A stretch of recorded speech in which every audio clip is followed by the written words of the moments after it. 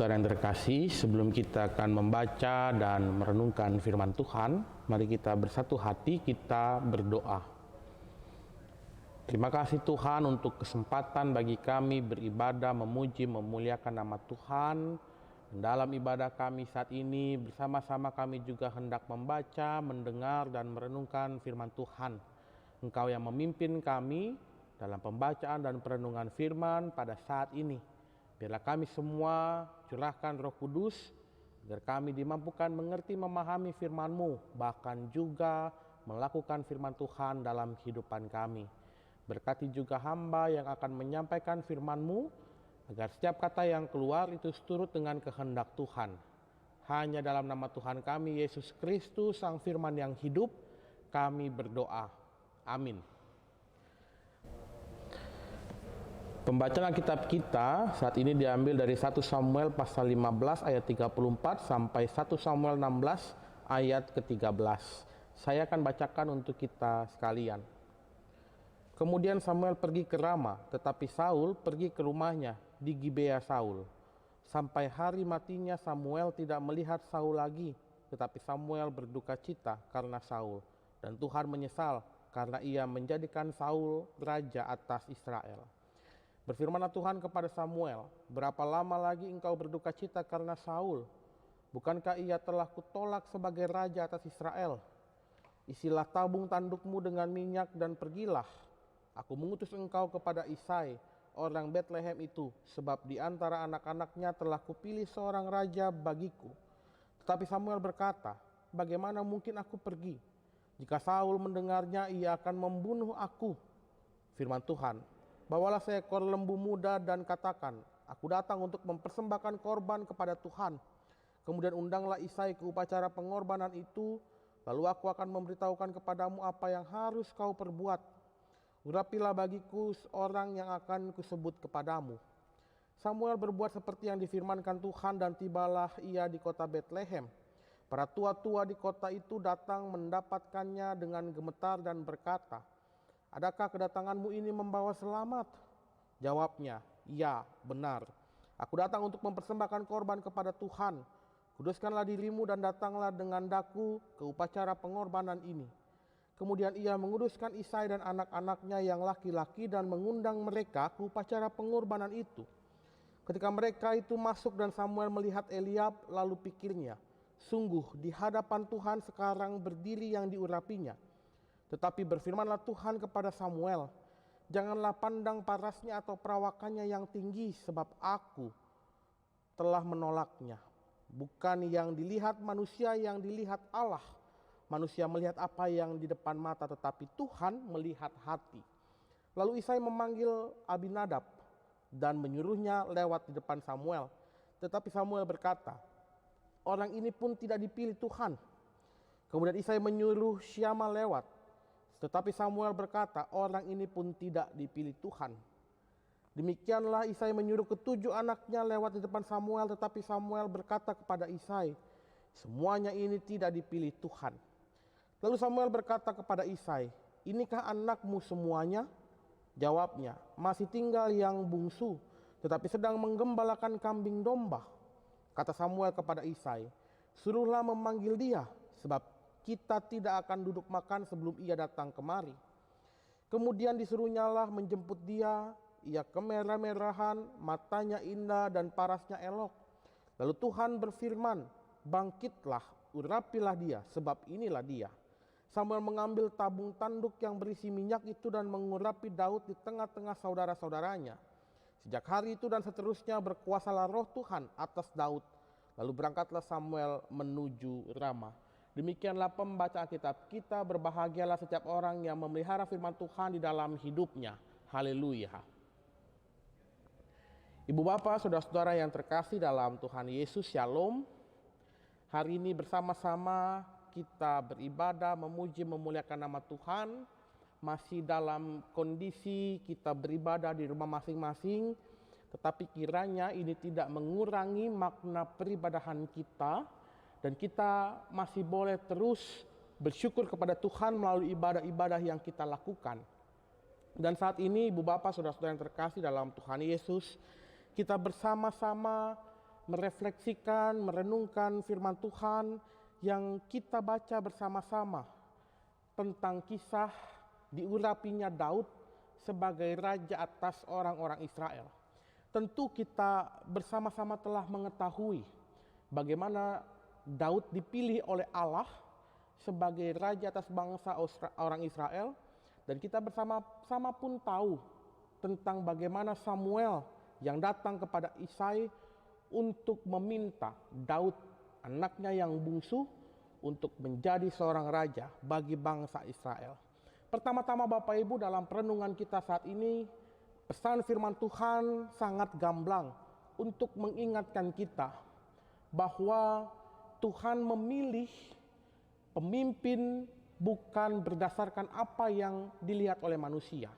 Terkadang kita bertanya-tanya kepada Tuhan, kenapa dia, kenapa orang itu, kenapa bukan yang itu, kenapa bukan dia, kenapa bukan orang lain.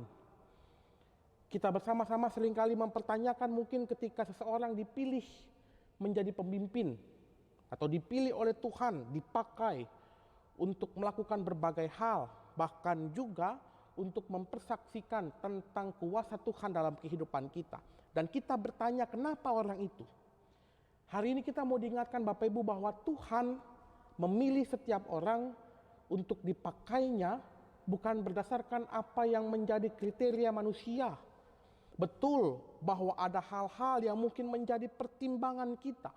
Betul bahwa mungkin ada hal-hal yang harus kita lihat tatkala kita memilih seorang pemimpin, memilih orang yang tepat untuk memimpin kita.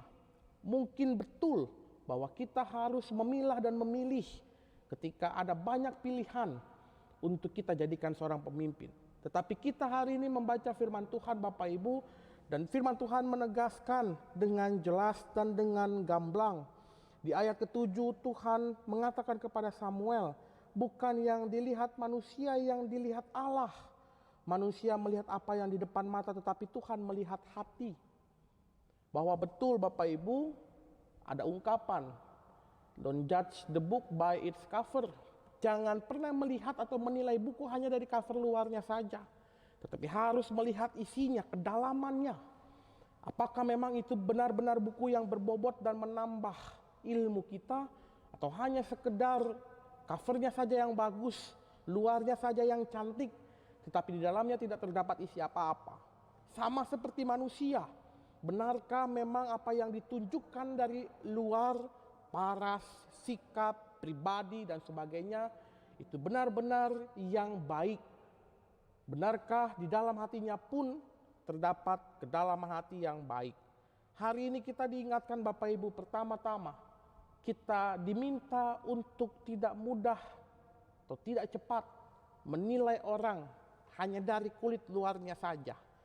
Ketika Daud muncul dengan perawakan yang kemerah-merahan, tidak seperti saudara-saudaranya yang tinggi tegap, Daud yang memiliki mata yang elok, tetapi nyatanya dia dipilih oleh Tuhan untuk menjadi pemimpin bagi bangsa Israel.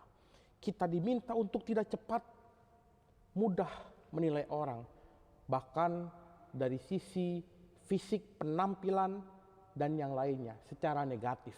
Tetapi kita diminta untuk benar-benar mengenal orang lain, benar-benar tahu tentang kedalaman isi hatinya, bagaimana kehidupan dan juga hati seseorang pun patut diperhitungkan, bukan hanya sekedar tampilan luar saja.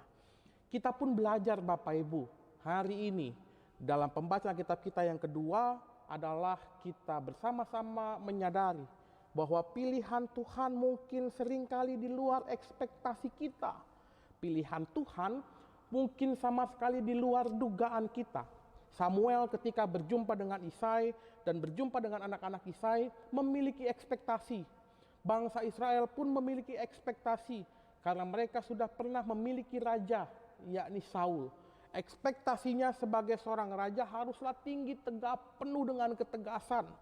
Tetapi apa yang dipilih Tuhan bukan semata paras dan kegigihan dan kekuatan yang nampak dari luar, tetapi juga Tuhan melihat hati yang tulus, dalam memimpin dan juga dalam bersikap dan bertindak.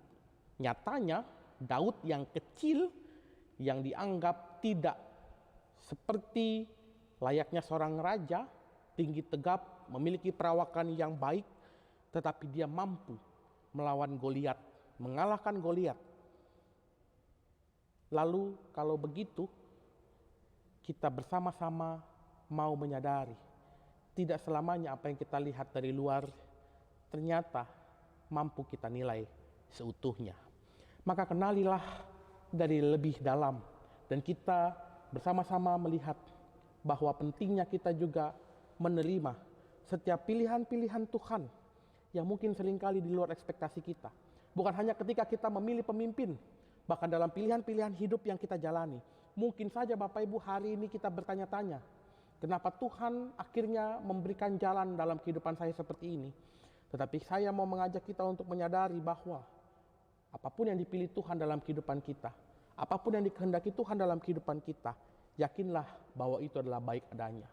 Toh dalam kepemimpinan Daud, akhirnya bangsa Israel mencapai sebuah kemakmuran yang baik pula.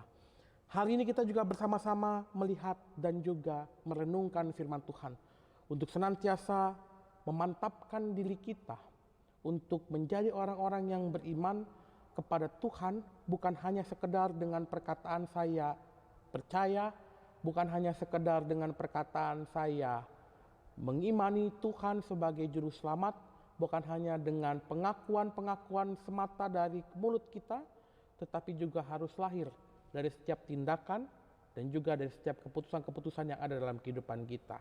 Kita bersama-sama diajak untuk menyadari bahwa Tuhanlah yang mempunyai kehidupan kita, dan Tuhanlah yang menentukan setiap jalan kehidupan kita. Sama seperti bangsa Israel. Mereka di minggu lalu bacaan kita, bangsa Israel meminta seorang raja untuk memimpin mereka. Tetapi Tuhan pun mau mengingatkan, mereka boleh meminta seperti itu, tetapi toh pada akhirnya Tuhan yang akan menentukan siapa raja yang akan memimpin bangsa Israel. Kita diingatkan Bapak Ibu, hari ini jangan menilai orang hanya dari kulit luarnya saja, tetapi kenalilah pribadinya terlebih dahulu. Yang kedua, kita pun diingatkan, pilihan Tuhan mungkin di luar ekspektasi kita.